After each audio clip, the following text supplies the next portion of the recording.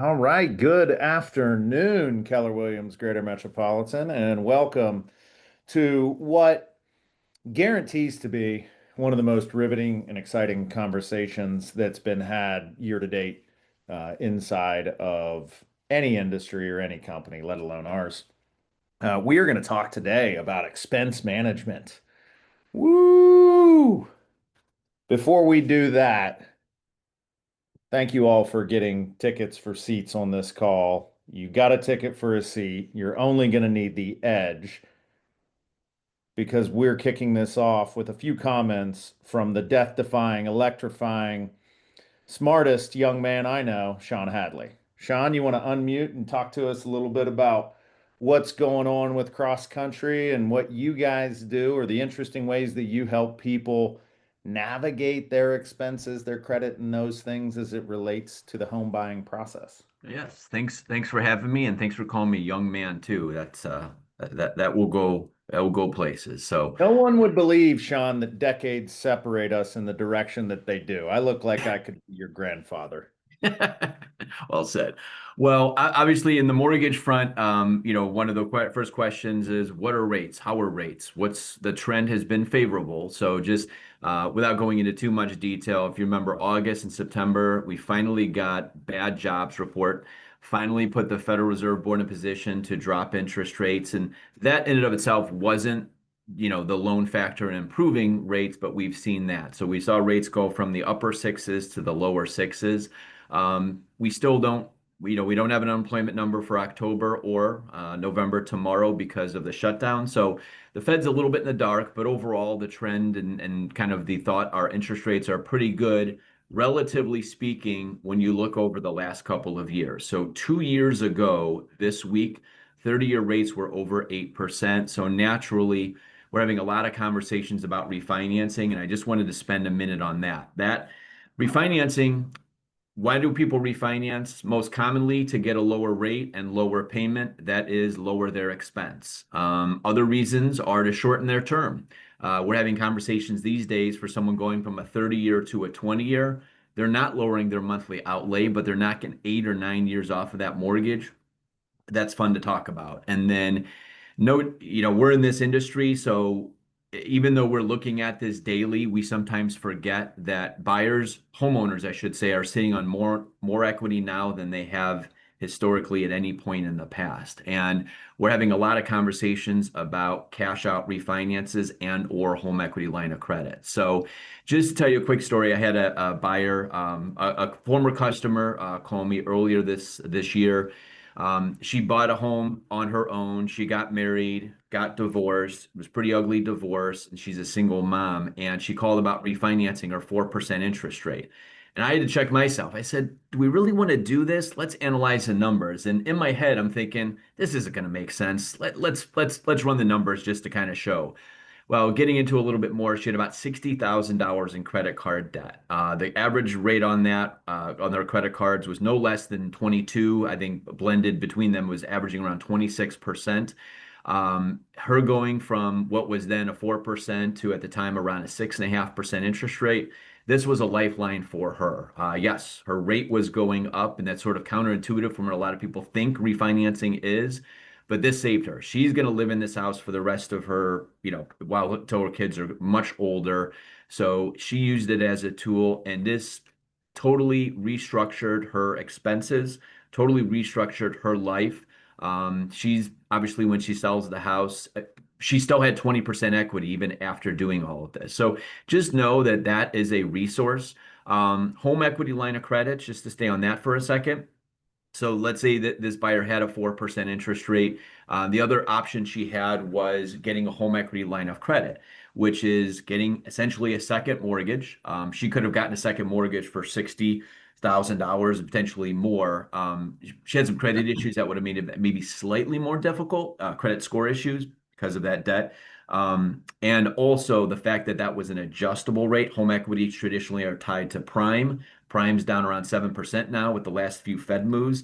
But let's say she took out a $60,000 home equity line of credit. And if she was able to get a prime rate, her monthly mortgage or monthly home equity rate, interest only, would have been around $350. Compared to what she was paying in credit card payments, that would have been another option, another lifeline for her. A $30,000 home equity would be about $175 a month. So if whether it's you who realtor might be speaking with on the other end here, or a customer of yours, or a relative, they bought a house in the last 5 years, there's a good chance they have a lot of equity. And if they want to or need to, it's a conversation that can be had just to review options. We're having it daily. Right now, I'm probably getting as many phone calls about refinances or home equities or tapping into it as I am about new purchases. So just know that we're here and can be a resource for you for that. Obviously, we do Fannie Mae, we do Freddie Mac, we do FHA, we do VA. We do our non QM or portfolio loans. So you've heard me talk about, I call it the realtor special. You got a 1099 that shows you make great money, but you have an accountant who shows you make no money. We've got a program for that. So just keep that in mind. But Don, Chris, myself, if there's anything we can help with, whether it's you or your customers, just always feel free to reach out. Yeah, thanks, Sean. And before we dive in, for those of you who are on the call who are homeowners, we're going to touch on a few things that may be specific to you as you navigate through your economics or potentially debt or unsecured debt like credit cards. But I don't want to lose some of the things that Sean shared that cross country that him specifically and Don and Chris are able to do to help your clients. Um, I'll give you an example of somebody, one of the things that we think about when we think about, or that the consumer thinks about when they think about, oh, I have a 4% rate, now I'm going to go to a 6% rate. They're thinking about their monthly payment. Now, when Sean dips his fingers into my checking account every month for the payment on my lovely home in Lakewood, um, a certain amount comes out. And uh, just over a third, I think 35% of what he takes every month, what I give him, I don't know, however you want to think about it, goes to escrow for taxes and insurance. So when we think about adjusting the mortgage rate or somebody who's in a significant amount of credit card debt and they're going to do a cash out refinance to cure that, the difference might not be as dramatic as they think. Let's say Sean takes $2,000 a month. I pay $2,000 a month in my monthly payment, but only 1,200 of that or 1,300 of that is going towards principal and interest. Well, whenever we zero in on what the interest payment is, and I say, well, okay, so that's, let's say $600, and that's going to be 7,200 a year. And if I'm going to go up 50% on that, it's going to go to 10 grand a year, and that's going to roll back down to 200 additional dollars a month. If you think about somebody who has $10,000 in credit card debt, maybe at 20%, it's a wash in what they're accruing in terms of interest on their unsecured debt versus adding or pulling equity out of their best asset. It would be beneficial for all of us during a year where the economy seems as weak as it's been in 15 years. Inflation, while not as pervasively high, still exists. There's a good argument to be made that the spending power of every American is reduced versus 3 years ago. And it's unlikely, based on GDP, that people have reduced their spending accordingly. And so you may have people in your ecosystem that bought a house 2 or 3 years ago. If they bought a house in 2023, guys, they might have a 7.75% interest rate. What a gift you could give them with a conversation around refinance. Even if they bought it in 2022, they're probably in the low fives. A jump from the low fives to the low sixes on a $200,000 house is an additional $2,000 a year. That's a $166.66 per month of additional interest that could cure crippling credit card debt or that could allow them to do what they need to do when they need to do it economically. And so I think, important that we be aware of this stuff for ourselves first and foremost, but also for our clients. Giving a gift like that to somebody in this holiday season that we're entering into could be really powerful for compounding your business and earning referrals in 2026.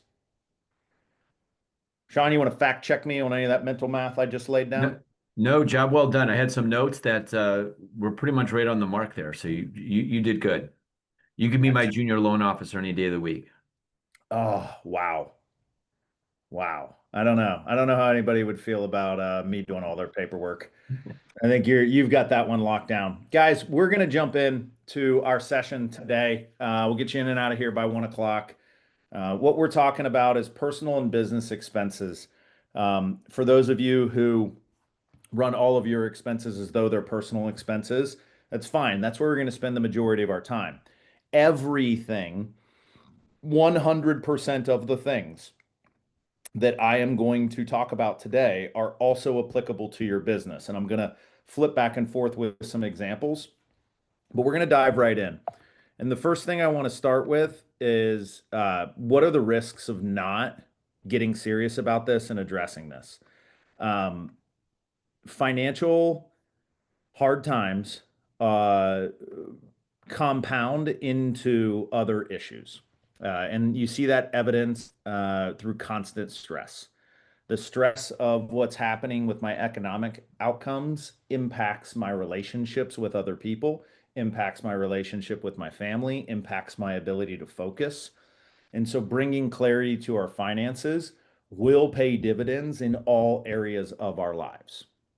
Additionally, um, despite all of my time spent at flea markets and craft shows, I have yet to purchase a crystal ball that actually works. And so when we don't have control over our finances and we are not putting ourselves in a position where we have cash on hand to address life's surprises, then we put ourselves in a position to be broken by the next bad storm, the next inconvenient event. More importantly, on the business side, when we are not keeping a cash heavy balance sheet, we are taking ourselves out of the running to capitalize on the down markets, which we are living through right now. So, from a business perspective, our opportunities to invest in talent and resources like marketing and advertising, or to free up our time to invest our time back into our business, those are lost opportunities when we are not economically stable. These are not things that show up with a past due notice. These are not collectors that call us every day. And I have always said that people are more likely to get out of debt than they are to build wealth because there is external accountability in getting out of debt. No one calls you every day and asks if you've invested in your IRA or your 401k this year. No one calls you every day and asks you about the cash balance of your business accounts. But they will call you every day if you owe them money. We're going to talk about how to create a system or how to put yourself in a position to do just that. Before we jump into the system that I'm going to teach today, I want to talk about some immutable laws. These are indisputable, these are evergreen, these are always true. The first one is that your financial outcomes, while heavily influenced by how much money you make, are more determined by how much money you don't spend. And we've all heard, whether it's in the business planning clinic with Scott Phillips or if you've been a part of these sessions before, about the people who generate hundreds of thousands of dollars a year in gross commission income and have nothing to show for it at the end of the year. That is not a matter that they need to go make 750,000 instead of 400,000. It means they need to find a way to not spend 500,000. Another immutable law is that we pay for good habits now and bad habits later. And the bad habits later cost us exponentially more. Credit card companies can charge you up to 24.99% interest on your debt. If Sean Hadley pitched you a number that had two digits, you'd never talk to him again. But a nameless, faceless, voiceless company called American Express will do that every day. And if you don't spend enough money for them to make money, they'll up your credit limit. So we got to be disciplined today so that we have freedom tomorrow. The other thing, and you may see an article on this in the November newsletter. Been thinking a lot about the concept of asynchronous things, and that is that what we do today, we get nothing for today, but we get something for it down the road. There's an old Chinese proverb that says, "Best time to plant a tree was 50 years ago. Second best time is today." No time machine has been invented yet. If it has, it's somewhere in Area 51. The idea is that our hard work and our discipline are asynchronous from our results. And then finally, and this goes back to the first hidden risk, is that money can't solve all your problems, but it can solve your money problems. And if your money problems are solved, you can spend your mental, emotional, spiritual, and physical energy solving the other problems. So that's why we're having this conversation. This isn't just about generating more leads or doing another deal. Our company is committed to helping you build a business, building a business that makes you money to fund your perfect life. That doesn't all happen in the first year. That might not even happen in the first decade. But if we can focus on curing the problems that would require a business two, three, five times bigger than what it needs to be to fund your perfect life, we're going to do that for you as the business owner. All right, so let's dive in here to how exactly are we going to do this? There's a 5-step process that I am going to recommend. It is anachronized as being an ass. That ANASS. And the first thing that we want to focus on is awareness. We want to become painfully, and I use that word very intentionally, painfully aware of where we are spending our money. Because spending less money is abstract. And if we're just going to spend less money, we may spend it on the wrong things. So the first thing that we're going to do to get awareness is track all of our expenses, track and categorize our expenses for at least 90 days. If I was king for a day, I'd make you do it for the entire year. But we want to get intimately familiar with where our money went. If you don't tell your money where to go, you're going to wonder where it went. So 90 days to identify your spending patterns. Then you're going to get a tool to organize that. There are a ton of apps out there that will do it for you. My recommendation, build a spreadsheet. If you don't know how to build a spreadsheet, I will give you mine. Doing it manually will make it more painful. And it's like, but Mike, wouldn't we want to just like throw it all in an app and have it tell us? No, I want you to type in every single time that you went to Chipotle so that you are aware of how much you go to Chipotle.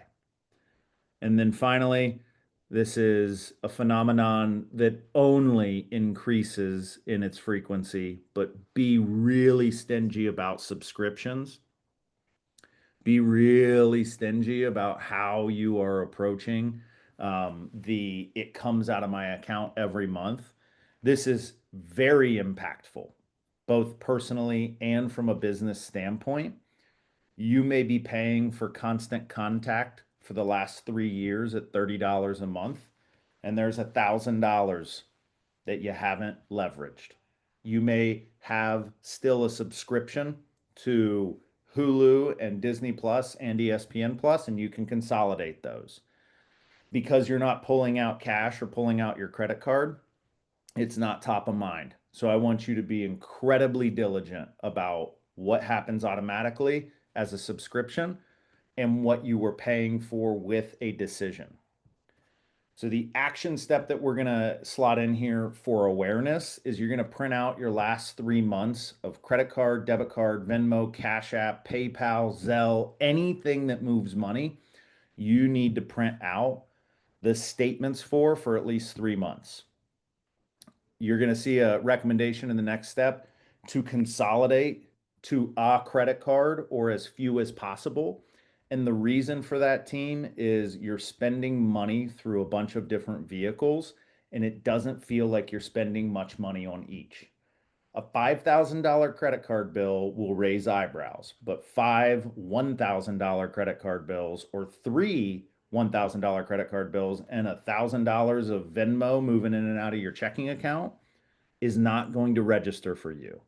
You want to see the totals as frequently as possible so that you're aware. We've all, myself included, been in a situation where we've said, how did I spend that much money last month? And it's hard when you got to go five different places to see how it came out of your accounts. It's easy when you have one credit card statement that tells you that you ate out every Friday and Saturday and Sunday night and 4 Tuesdays. Now that you have awareness, it's time to start drawing insights. This is the N in the model. So we're going to go beyond tracking and we're going to start to understand ourselves or our business or our tendencies based on how we spend money. Then we're going to say, are the things that I'm spending the most money on most important to me? Are they the difference? Is it so valuable to me that I have a coffee every day on my way into the office by stopping at 123 Main Street Coffee? Or is it more important that I pay down my mortgage faster? Those are options. Those are options that we have. And then we're going to prioritize ruthlessly and identify our blind spots. So I've offered in this action step, you see the example. I'm saying if you shop at Costco, even you're probably 75 cents for a K cup. If um, you want to go the instant route. I don't know if anyone's ever experienced instant coffee. It's pretty bad, but it's also $5 for a month. But even if you just said 5 days a week, I go from spending 75 cents or $5 to 75 cents, there's $1,000. If I offered you $1,000 right now, you'd take it. So just give it to yourself. Easiest way to make another $1,000 next year is to not spend it. So what you want to do is you want to look at what are these actual expenses? Like how much is fixed? You got a car note every month, you got a mortgage every month, you got a uh, uh, payment on your investment property every month, whatever it is. You have expenses that if you don't pay, somebody's going to take your home, take your car, or take your freedom. Cool. Those are fixed expenses. Then what's variable? What do I actually not have to spend every month, but I choose to? That might be dining out. Um, it might be coffee. It might be booze. It might be um, your gym membership. Then what are essentials versus wants, right? What do I need, right? I'm buying shampoo and soap and I'm buying food, right? These are needs. And then other things are my subscription to 7 different streaming platforms. They are things like trips or vacations or meals out, right? Food is essential. Having somebody else cook it is not. Which ones are consistent versus inconsistent? Pretty much every month I spend $500 on groceries.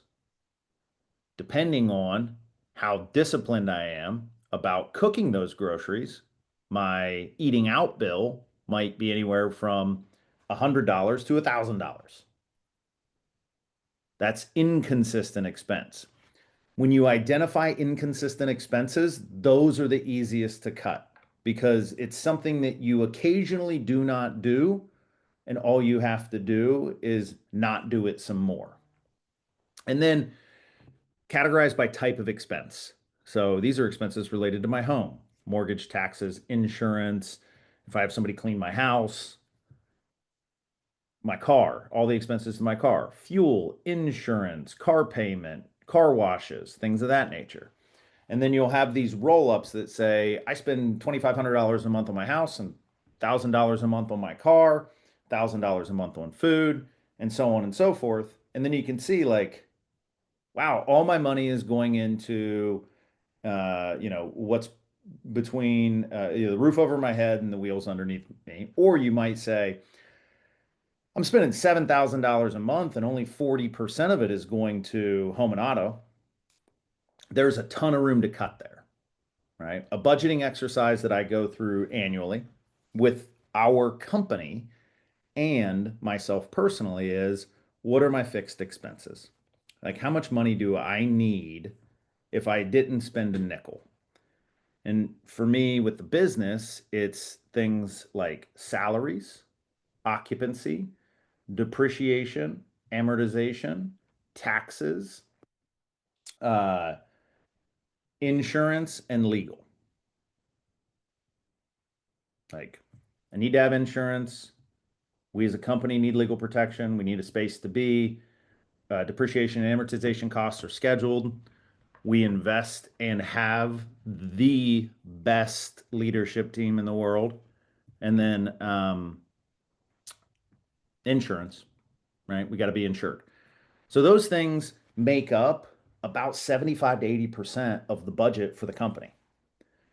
We got 25% to play with in terms of not spending. So then instead of thinking like, oh, I should sell my house, I should do this, or we should move into a crummier office space, we say, hey, are we getting the return on investment that we need out of that 25% that is a variable expense? And actually, where is that going? And how are we getting the return on it? Can we measure the return on it? Is it a nice to have or a need to have? The other thing that allows you to do when you set aside your fixed expenses is your wins will appear bigger. So if I'm spending $6,000 a month on my entire life and 3,500 of it is fixed expenses, and I cut $500. Well, cutting $500 out of a $6,000 budget is an 8.5% gain. Cutting $500 out of a $2,500 variable budget is a 20% gain. So if we keep score the right way, the wins feel bigger, and they actually are. They'll mean more if you say, I have a variable budget of $2,500 and I could get that down to $1,500. It's $1,000 a month. It spends the same, but going from 6,000 to 5,000 might not feel like as big a win. So reframe things and you'll be more excited about the outcome. It was once said that if you change the way you look at things, the things that you look at change. And this is a perfect example of it. If you find that, hey, 90% of my home and auto or expenses are home and auto, yeah, you're probably going to need to dump that car and get into a more reasonable home so that you are not having to max out your revenue just to cover your cost of living. So the action step here after you've got all your expenses and you understand them is to start to categorize them and identify the size of the prize from a variability standpoint. Next, we're going to take action.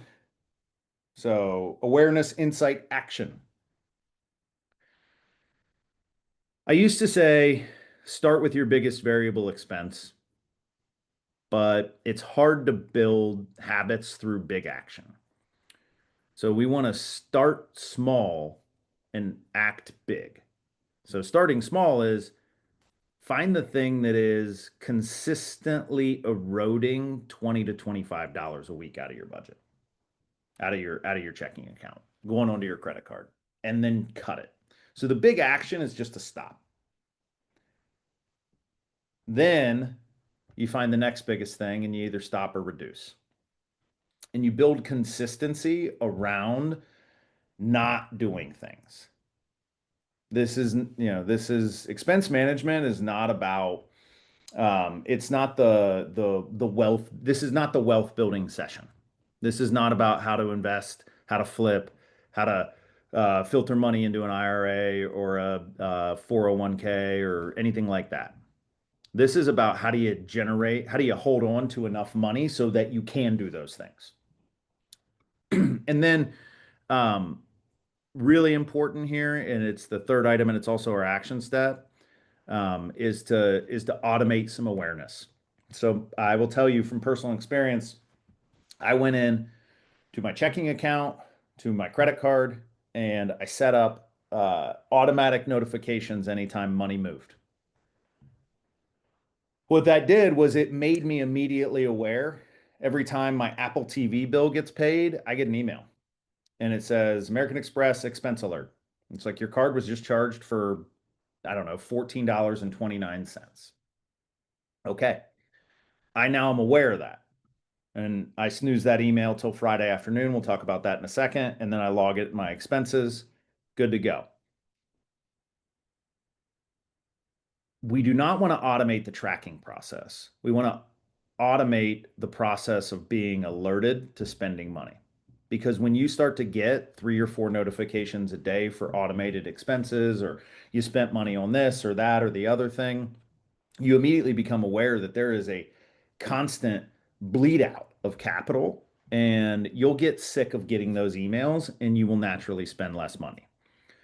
That's easier when you consolidate to one credit card and a debit card if you choose to use one, and cut up all the rest. You don't even have to cancel them, guys. If you're not paying for them and they're at zero balance, just get rid of them.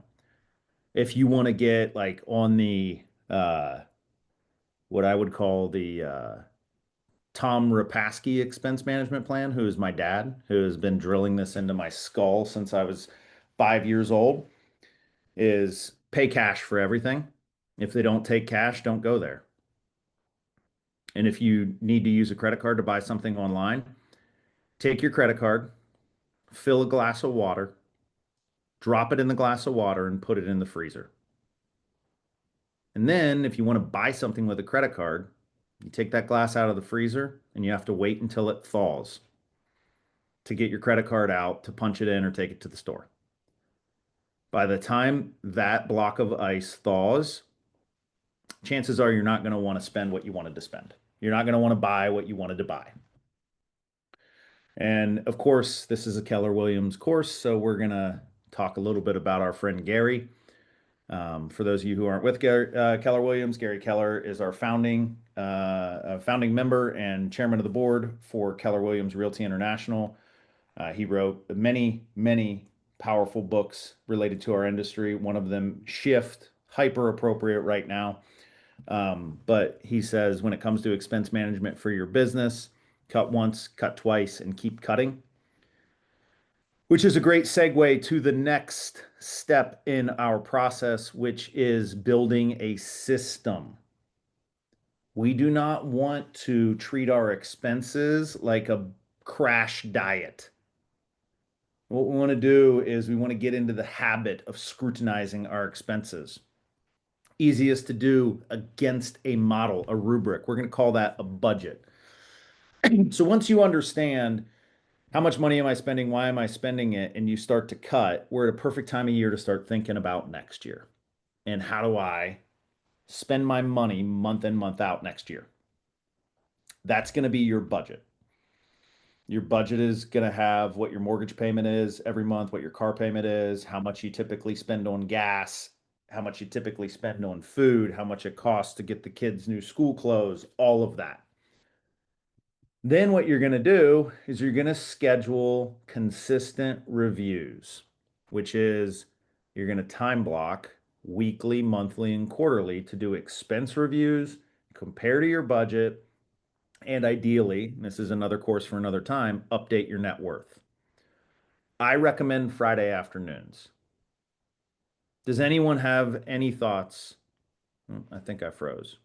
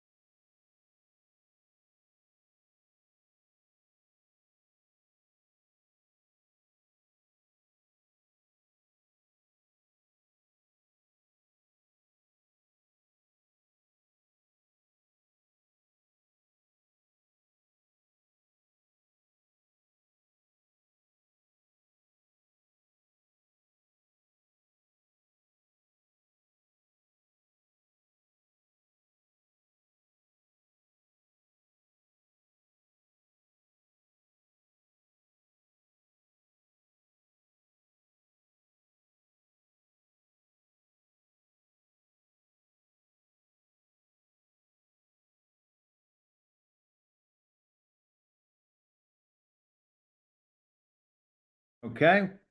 Uh, Sorry, my computer r randomly decided to restart. So I'm going to jump back into where I was at. The question I was asking was, does anyone have any thoughts on why I recommend Friday afternoons, why I choose to do Friday afternoons for my expense logging, net worth tracking, all those check-ins on my money? I do. Who was that? Polly? Yes, Why do you think Uncle Mike does that? because you're going to go have fun on the weekend and you want to be miserable going into the weekend, really realizing you have no money to spend and you have no right to go to all the fancy places you want to go. That is exactly right. And when it comes to spending money, the variable expenses that will show up in our lives, they're going to show up on Friday night, Saturday morning, Sunday for the football game. And I want to be aware of where I stand every time I go into a weekend. I've been tracking my personal expenses since 2017 to the day. And so I can go back and I can tell you statistically, if you take out things like I was renting back when I started this, but rent or mortgage or insurance or taxes or anything, get it down to the variable expenses. The overwhelming majority of my expenses that are my decision come on the weekends. And so I want to create awareness about my budget and about my expenses so that, hey, maybe I'm way ahead for the month. That's awesome. I go out, have a great time. I'm going to the movies and I'm going to dinner afterwards. Great. Or I see that, like, hey, in terms of my budget, I only have X dollars left. So this feels like a instant ramen weekend for me. And that gets me back on track. Doing it weekly and doing it in the ways that we make decisions or that we are most exposed is extremely valuable in helping us avoid the pitfalls. We don't want to get into a habit of every month looking back and being like, well, what do you know? Missed the budget again. I guess, Mr. American Express is going to get a fatter check from me this time around. We want to do it with enough frequency that we can make better decisions. The second thing is you're going to identify things that you consistently overspend on. Real life example, DoorDash for me. It's like, you know what? Gets to be 8 o'clock at night. I realize I forgot to eat. I got no food in the house. I'm going to DoorDash something and pay double because I don't want to get off the couch or I don't want to venture back out into the world to get a bite to eat. Well, you're going to recognize that, draw some insights, take some actions, and repeat the first three steps to strengthen your system. And you might do something like delete that app off your phone so that you don't have the option. Convenience is a gateway to uh, spending more money. We pay for convenience in ways that we don't even recognize. And then finally, leverage technology, strategic alerts, spending limits, reminders, things like that. Those are all that you set up as part of your actions. You're now going to embed as a system. So your action step here is to time block for your expense review and make it non-negotiable. So 4:30 on Friday, every Friday, I can tell you where I'm going to be. It's in front of my computer with spreadsheets open and every bank account, checking account, expense, credit card statement, all of those up. And I'm going to say, okay, let's put it all into the spreadsheet and see where the chips shook out this week. And then finally, support. Accountability is the most often avoided and most powerful thing. Studies show that when you share your goal with another person, you are 70% more likely to achieve that goal than if you keep it to yourself. 70% more likely. And so if we just take it from a probability standpoint, if your goal is to save $10,000 next year and you tell somebody about it, you might make it to you're more likely to make it to seven than zero. And this shows up so many places in our lives, and especially in our company with our wonderful culture. But, if you want to go fast, go alone. If you want to go far, go with others. When you bring people into the conversation about what it is you want to do and how you want to do it, you are putting yourselves in a position to more likely than not be successful. The people that you involve could be colleagues and coworkers. It could be your family. Hey, we want to take a big trip this year to Disney or to Legoland or to Hershey, Pennsylvania, right? Those are all equivalent options. Making sure that everybody in your household is on the same page about what it looks like to get there and what it means from, expense management and what we say no to and what we say yes to can help you get there faster. If you are in a tough spot with credit cards, financial counseling is something that exists. Credit card relief, credit score repair. We run Financial Peace University as a company at least once a year. I encourage you to participate in that, or other advisory services. I guarantee you, if you go to your local YMCA sometime in the next 90 days, they are going to be holding a course free of charge for the community to have stronger finances. And then, of course, the peer support. Peer-to-peer accountability is the strongest form. And so setting yourself up in a community where you're going to be doing those things. Even guys, if you want it to be me, I have people in my life that I review their net worth monthly. I review their expenses. They ask me for help to say, where do you think I'm spending too much money? What do you think my biggest issues are? I am happy to do that for you. And so your action step here is to set a financial goal for where you want to be at the end of 2026.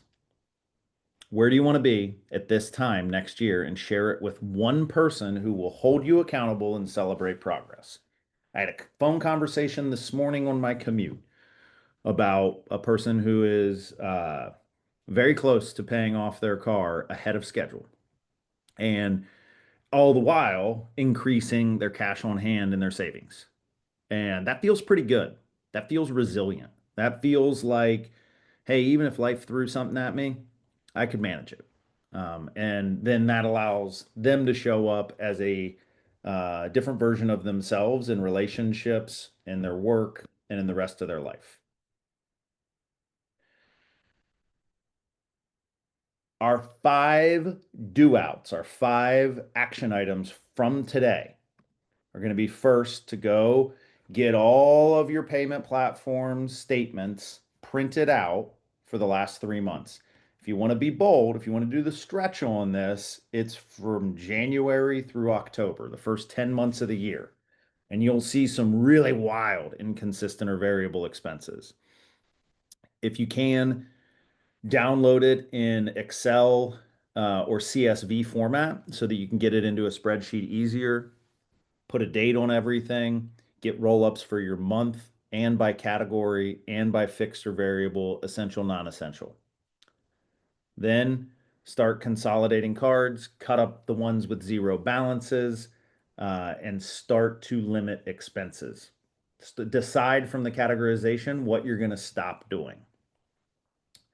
Time block for weekly review, and then set a goal and share it with somebody else.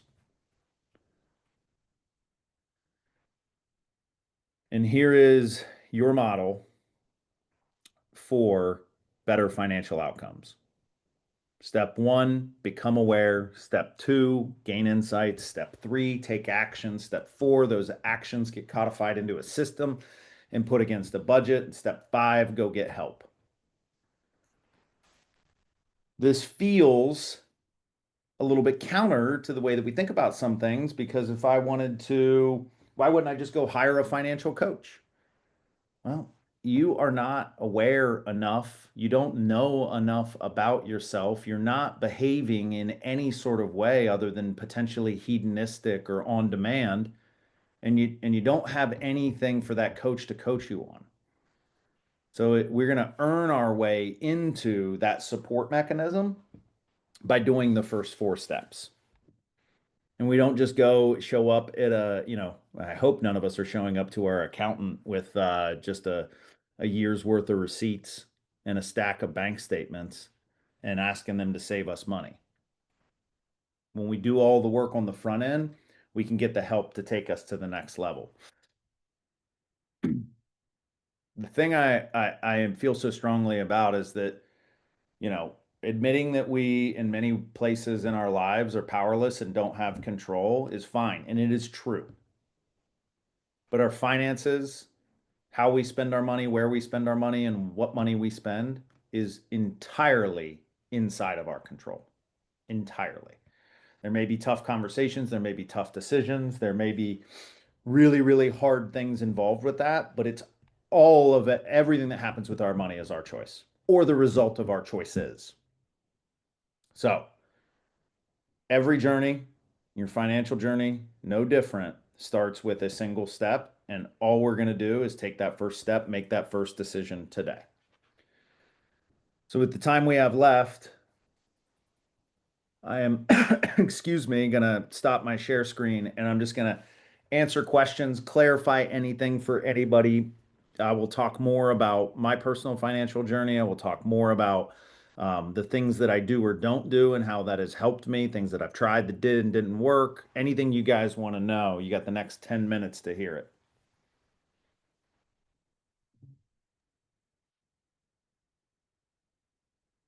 Yeah, Polly. So if I'm forecasting a few budgets for 2026, because this year for me is gone, right? Yep. So what would be a healthy categories that I need to surmise for 2026? Would it be like a personal shopping budget just for fun, and then a budget for uh, business after reviewing here at the end of the year, like I've always taken money, like I want to spend in my business, and I always have it this year for next year, so I'm never robbing Peter to pay Paul, right? Mm-hmm. So would it be a business expenditure budget, like just on things I want to add to my business to clarify it and help it? And then would it be, can you think of any other budgets that I would have? And my household budgets are staple, like they're just are stable. They're not subjective. They are what they are. So let's start with personal. And I'm gonna share my screen here and just walk you through some of the things that let me make sure I got the right sheet. Sorry, hold on. Um, all right, yeah, I think I got it. So this is just how I categorize it, right? And it's the things on the left roll up to the right. So, this is from 2019. Um, what was I paying in rent? What was I paying for insurance? I own some land, so that's a separate category. And that was my rent or household expense. Then I had utilities, cell phone, cable, gas, electric. They all roll up to utilities. Are you guys seeing that on the screen? Uh, Food that I ate in, food where I ate out. Events that I went to, which could be I went to a basketball game, I went to a Browns game, entertainment, alcohol, apparel, or then clothes. Like, oh, I bought new clothes, I did laundry. Essentials are things like socks and underwear, shoes, any media, which would be subscriptions, or shows was probably when this is 2019. So I was trying to become more cultured by going to the Broadway shows. Um, what gifts am I giving? What charity am I supporting? Everything related to transportation, fuel, car maintenance, car insurance, ride share, car payments, airfare, hotels, anything that I'm doing for health and wellness gets a separate category. Everything for education, books, courses I take, activities, and then any supplies, right? Office supplies, household supplies, things for my personal self, and then anything for my vehicle. And then, of course, I have a designated category just for coffee because I drink a lot. And this is 2019, so I think I drink less of everything now. But you can chop it up however you want. And I came up with these because they were things that easily categorized for me personally. Now, from a business standpoint, there's this, we were speaking on Gary Keller earlier, and he wrote this book called The Millionaire Real Estate Agent, and it's got 4 models.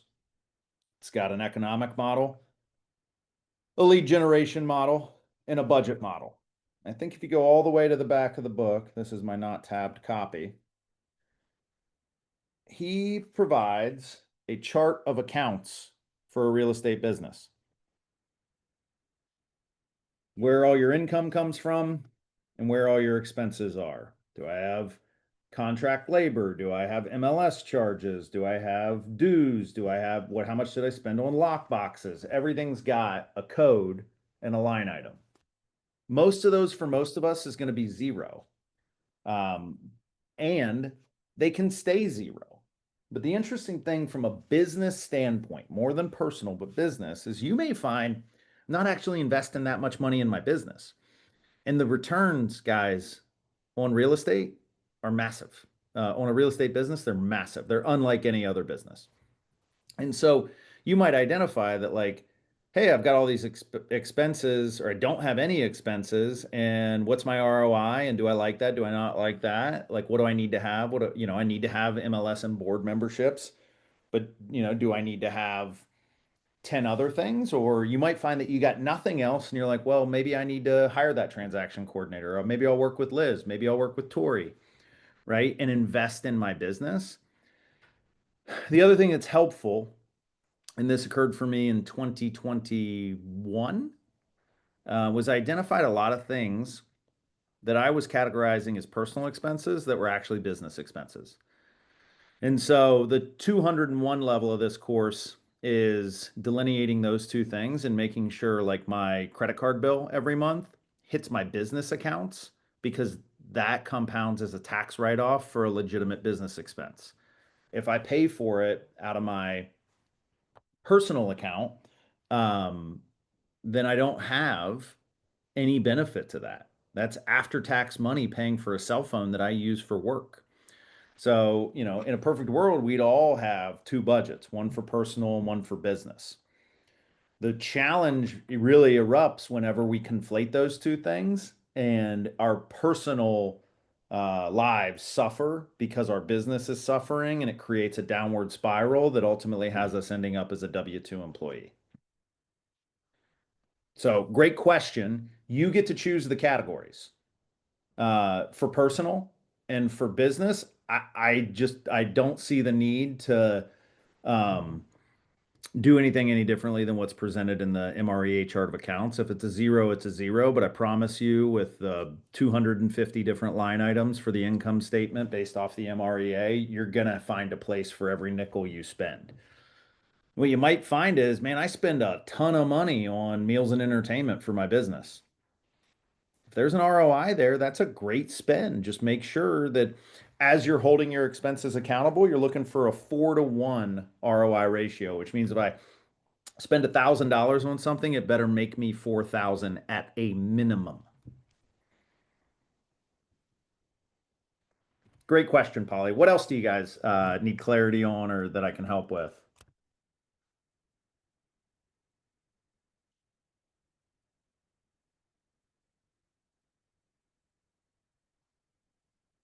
Give me 2 more questions and then we'll call it a day.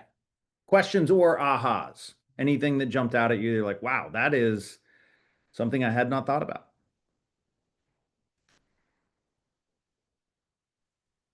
Hi, Mike, it's Chris. For me, I would just say I really need to just go and cancel subscriptions that I've been like putting off doing. So I actually have that in front of me today to take care of. So, Chris, would you mind jumping into a dialogue with me? Sure. So you say you've been putting off canceling those subscriptions. Give me some insights as to why. Well, I know there's a good, like, I'd say 3 or 4 that I know that needs to be done, but then I put other things in front of it just because sometimes the hassle of taking the time to talk to the people and go through when they transfer you and things like that. Because most of this, I was going to just call my credit card and have it done from there. And so I've been thinking about it, and then hearing you talk about it, I'm like, today's the day, I just have to take care of it. So I have my statement in front of me to take care of that today. If you had to guess, so, and thank you for sharing that, Chris. Mhm. Your experience is no different from most people's, and I want you to know that it is by design that it's hard to cancel. Right. Right? Because then you get frustrated and you're like, oh my God, this is only $9. And 9 years later, it's 1,000. Yeah. The average American, any guesses on how much is an automatic subscription just coming out of their checking account or coming out of their credit card statement? It's probably hundreds, if not thousands per year. Yeah, it's $273 a month, according to an article in the Wall Street Journal. So let's call it 300 for easy numbers. That's $3,600. If you're an uncapped agent, that's an average commission. So that's one deal a year that you never see a nickel from. Oh, and you also have to pay taxes on that money. So, the pain, like what's more painful? Getting a deal to the finish line that falls apart twice and has to be negotiated 7 times, or the pain of today canceling those subscriptions. Right. Yeah, I mean, I'm not saying I you got do to it. go without Netflix and you can't have, your Voda box that sends you a new candle every month because you get to choose. You just can't choose everything and then not be accountable for the fact that you're spending too much money. And you get to make the decisions, right? Like, you know, um, having somebody else cook my food, something that is, good for my health. I've given myself food poisoning a couple of times trying to feed myself. So, like, I know that that's like where I'm choosing to spend my money. It doesn't make it okay. It just makes it mine. Doesn't make it right or wrong. Just makes it my decision. The subscriptions take the decision away. One more thing that I actually didn't put in the slide deck, but I think is really, really important. I was talking to Hadley about this yesterday as we were prepping for this session. Um, these buy now, pay later things, like the Klarna. Klarna is the most popular one where it's like, hey, I see you're checking out with $250 worth of clothes from Ann Taylor. Um, for $50 a month over the next 5 months, you can finance that same as cash. Do you know what else is the same as cash? Cash. Cash is the same as cash. There were over $1 billion on Black Friday last year spent with buy now, pay later. And they're not making money because everybody pays on time. They're making money because real estate agents go through January and February and none of their deals close. And then all of a sudden they're paying 17% financing for a book they bought in Barnes and Noble. The most terrifying thing I ever saw one night when I was ordering a burrito from Chipotle on DoorDash was that I could pay for my burrito in 4 easy installments of $5. Guys, if you're ever in a position that you need to finance a burrito, please call me. We don't get there overnight and you don't get out of it overnight, but if you can do one thing, maybe your one thing for the remainder of 2025 is to cancel as many subscriptions as you can stomach. Then your one thing for 2026 is to not sign up for any subscriptions. I don't care if it saves you $20 to buy it for the year, or if you get a recurring account that they'll give you $2 off and it's a 20% savings. You're just not going to do it. You're not going to finance anything. You're not going to pay for lunch and installments, right? If you do those things, you're back in control. As soon as you make a decision that you pay for later, control's lost, opportunity's lost, pain becomes ever present. All right, one more aha or question, and we'll call it a day. Chris, to cheer you on, after the business planning clinic, when I bought my car 3 years ago, I got Sirius XM for free for 6 months. After that, it was $8 a month for the next 6 months. I have been paying for 2 years, $30 a month for Sirius XM a month. I called them to cancel because after business planning, they dropped it down to $8 a month. And it really wasn't, it really was easy. It wasn't that hard. It wasn't that hard. I did it while I was driving. What else am I gonna do? I'm not gonna pay attention to where I'm going, right? That's a lot of money. And for me, the money is important, but the fact that I was being taken advantage of just made me so mad. Right? We're smarter than that. Much smarter, in my opinion. But good on you for, taking it to task. $700 worth of radio. I mean, I'm not telling everybody to, stick to AM, FM or to, cancel all their streaming and get an antenna, but you could. If I paid you $300 a month to not have streaming services, would you let me? Yeah. Well, pay yourself that. You could also get together with a couple of friends and, get on a bunch of different family plans. And now instead of paying $14 a month for Netflix, you pay $5. There's ways to, have your cake and eat it too. I don't know what the hell the point of having cake is if you can't eat it. But yeah, there's ways around it. And I think as soon as you become aware, you're just like, oh my God. And that's why we start with awareness, not action. It's not, hey, go cut expenses or skip the avocado toasts or whatever.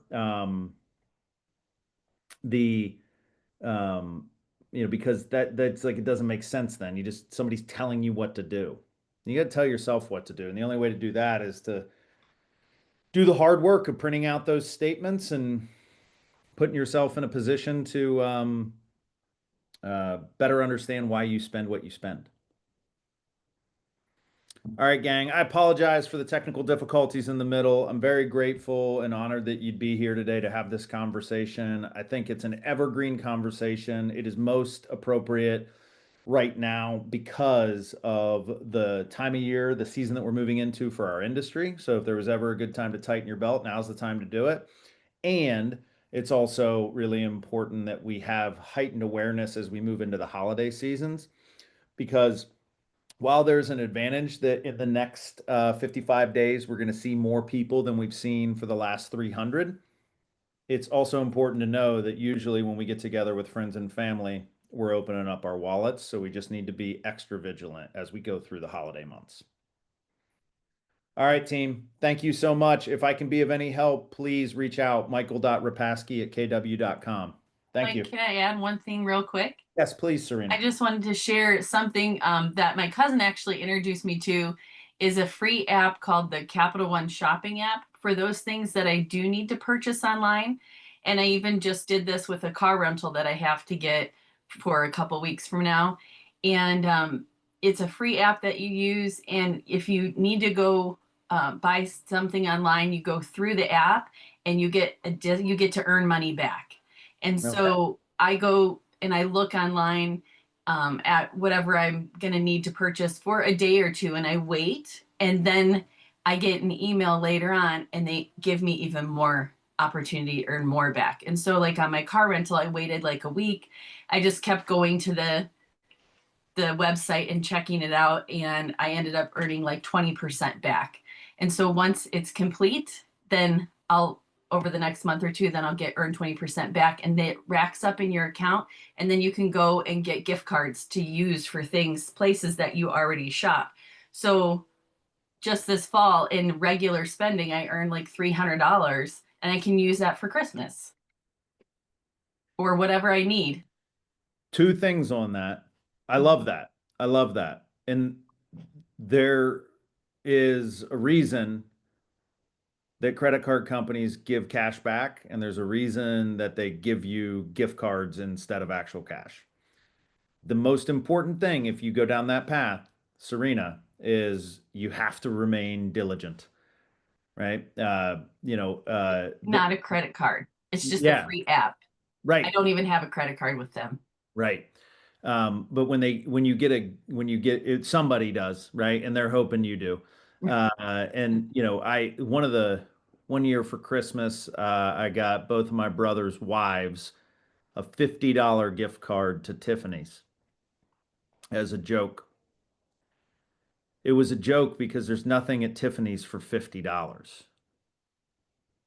And so it was just a dig on my brothers that they were going to end up spending $1,000 because they had $50 free. So gift cards, they spend the same. Just be careful with them because when you end up with $100 of Target gift cards, you might spend 200. So you didn't save 100, you spent 100. But if you can be diligent and vigilant around, hey, this is my budget, this is what I'm spending, and I'm going to use this instead, not I'm get to bonus myself with this, then it's really saved money. Otherwise, it's just spending more money with more steps. But I thank you for sharing that, and I think that can be powerful and good. It's just just like the subscription companies make it hard to cancel, credit card companies make it easy to spend. Oh, another good tip for the people that stuck around is go into your Google Chrome or your Safari or Firefox or whatever you use and delete your credit cards out of your Amazon account, all the websites that you go to, so that you have to get the credit card out and type it in every time you want to spend money. That little step will keep you from late night Amazon purchases that show up a couple days later, and you're like, what do I need an avocado slicer for? Like, I have a knife, but it's like, yeah, it was $7. If you save your pennies, you can spend your dollars. All right, team. Thank you so much. I'll talk to you soon.